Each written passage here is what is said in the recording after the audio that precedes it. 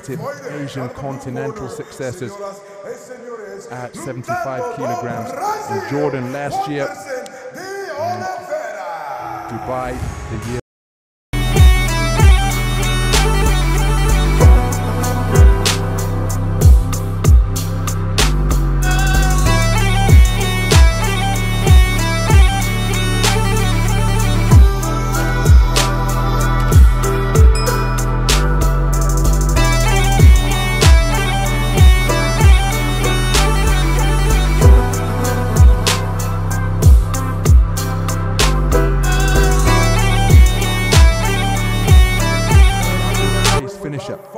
In the Tokyo Olympic Games in 2021.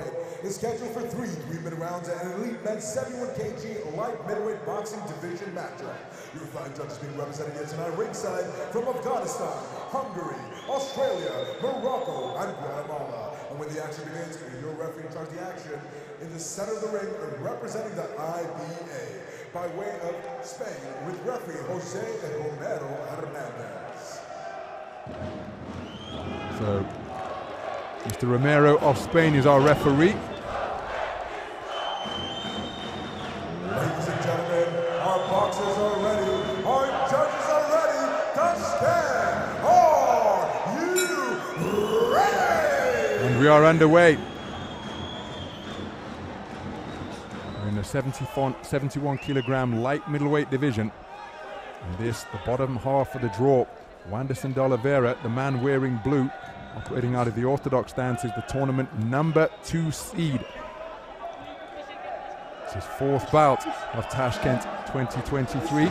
His opponent, who has just got through with a southpaw left, Saiджамшид Жафаров, 24 years of age, consecutive continental titles under his belt. Both of these men on the global medal podium for the first time. It's a quarter-final finish for Jaffarov at 75 kilogram middleweight in Belgrade 2021. Whereas Wandesson, the man in blue, just planting his feet and looking to pot shot away with that right hand. He was a quarter-finalist in the Olympic Games down in the 63 kilogram division, losing to the eventual gold medalist Andy Cruz at the quarter-final stage.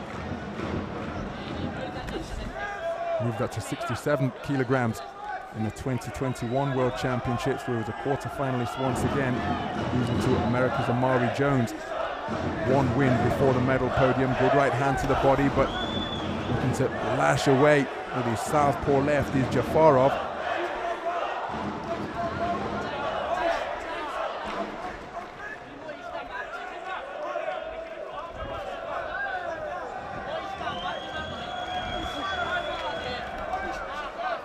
So plenty of activity, but not much accuracy through this portion of the opening round. Left hand attempted by Jaffarov, but it was blocked by the defenses of D'Oliveira. Nice movement in the pocket to spin around the target from Jaffarov. Rather untidy, this one.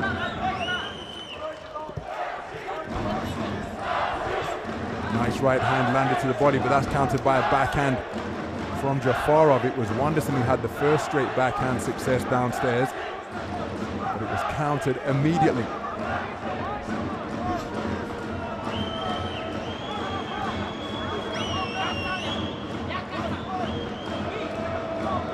Again, both boxers looking to sell convincing feints so that they can draw a lead that they can counter. And look at again how close the front feet are in coming together. Jaffarov stepping on the left foot of D'Oliveira just a few moments ago.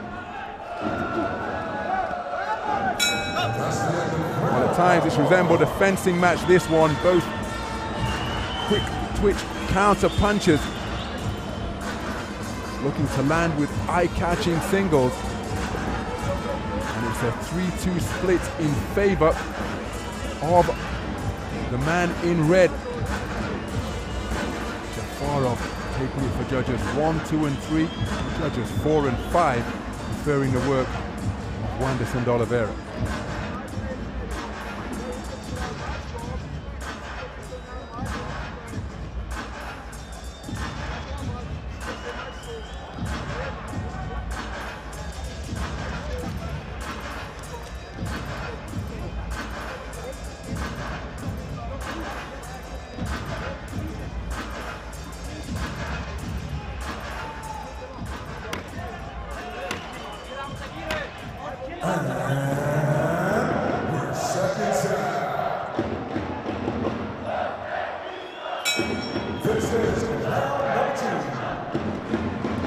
move into the second round.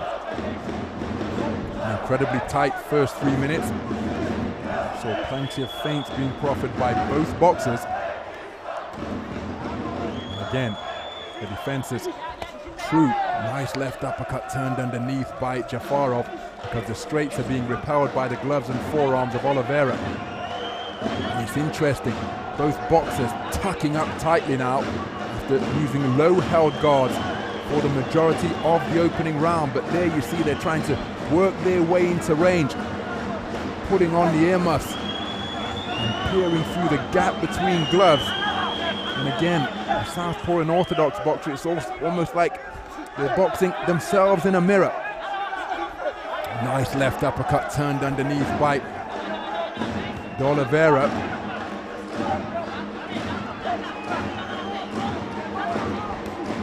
Looking for a big backhand was Jaffarov, but it was blocked by the defenses of Wandерсон De-Oliveira. That was an altogether more accurate left hand, and then another one. Oh, then a backhand success followed by a jab from Oliveira. This contest in the second round exploding into life for this portion of the stanza. Good right uppercut to the body landed by Jaffarov, but then look at that for great success, punctuated by a double right uppercut. Jaffarov comes right back and lands a right hook to the body, then looking for his own uppercut success, but again, Oliveira's defenses trusty and true to repel those punches being dug in by Jaffarov. Nice left jab and then a right uppercut turned underneath by De-Oliveira. And the tournament number 2 seed enjoying a very effective portion of the round. Again, his defenses preventing those punches from scoring from Jaffarov.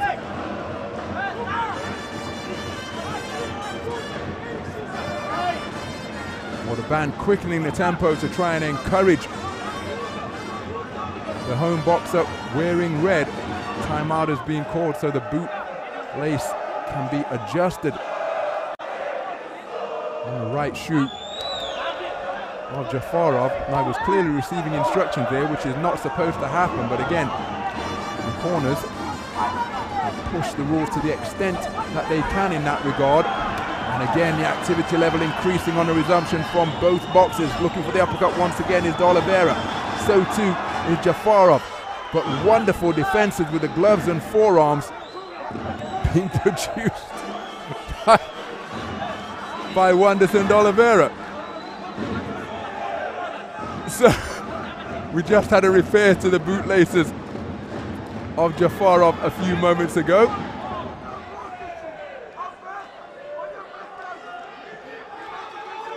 And it's often interesting to see big-fisted boxers trying to deal with the intricacies of tying shoelaces or braiding hair, in the event that they're dealing with boxers who have long hair and have to wear a hair net.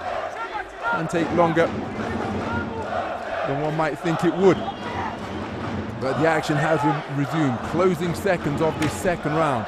Oliveira has had terrific success. Jaffarov has had moments of success, but again, how will the 5 scoring judges see it? 3-2 in favor of Jaffarov in the first round. I think that Oliveira responded very well indeed, but how will the 5 scoring judges see to around the ring see that second 3 minutes of action? The uppercuts and body shots that De-Oliveira was able to land were notable indeed. But Jaffarov, there's an example of an uppercut. But every success enjoyed by one was quickly answered.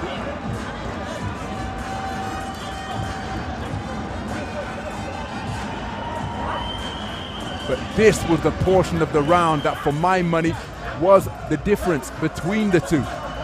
In a contest that was otherwise, in a round that was otherwise very close indeed. But then there was educated work to the body from Jaffarov. What say the 5 scoring judges? Well, it's a clean sweep of the cards for Saiджамшид Jaffarov, which means that he leads 20 points to 18 for judges 1, 2, and 3, 19 points apiece for judges 4 and 5. I think Wanderson De-Oливейра perhaps a tad unlucky not to get at least a share of that second round, because having been bested 5 scores to nothing, that means that he's only got it level for 2 of the judges, which means he needs a massive final round to get himself back into contention and indeed ahead in this contest, where both boxers are in pursuit of a place in the gold medal bout. So the battle for ring space with the outside foot and the fencing with the lead hand resumes here. Just as we're in receipt of the information, the coaches in the corners and the boxers will be aware of it as well. De-Oливейra not too far away with his backhand attempt to the body. Right hand landed by De-Oливейra, and Jaffarov giving the impression of a boxer who's looking to manage the clock here, long bridging his man by keeping that right hand out.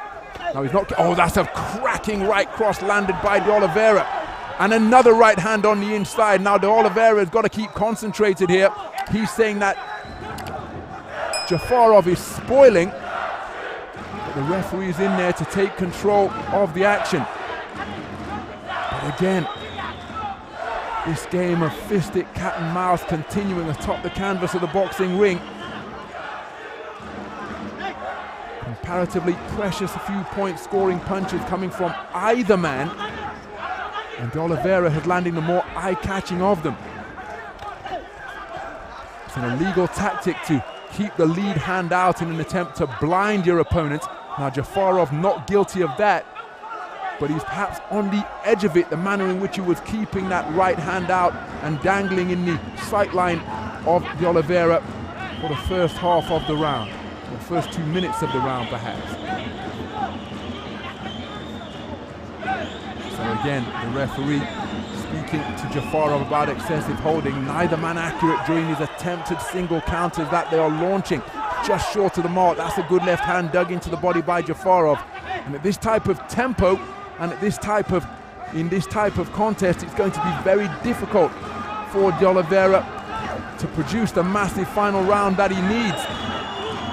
Both boxers letting their hands go. Jaffarov getting through with a couple during that cluster. De-Oливейra responding with a combination of his own.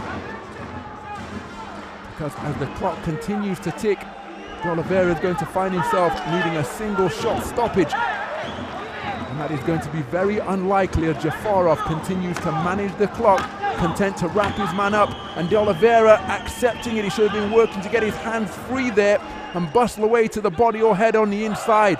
The counter-punching game continues, and I think given the state of the scorecards going into the third and final round, Wanderson De-Oливейra is going to be bitterly disappointed. Nice to see Saiджамшид, Jaffarov exchange high fives with the Brazilian coaches in the blue corner, but I'm not sure that he is going to have done enough given the state of the scorecards going into the third and final round. The counter-punching resumed.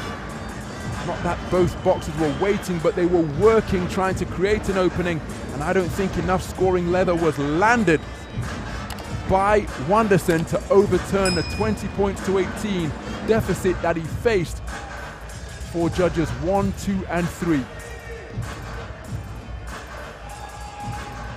May well have done enough to take the final round, but not by the margin that he needs. He's going to be disappointed here. Let's get the official announcement.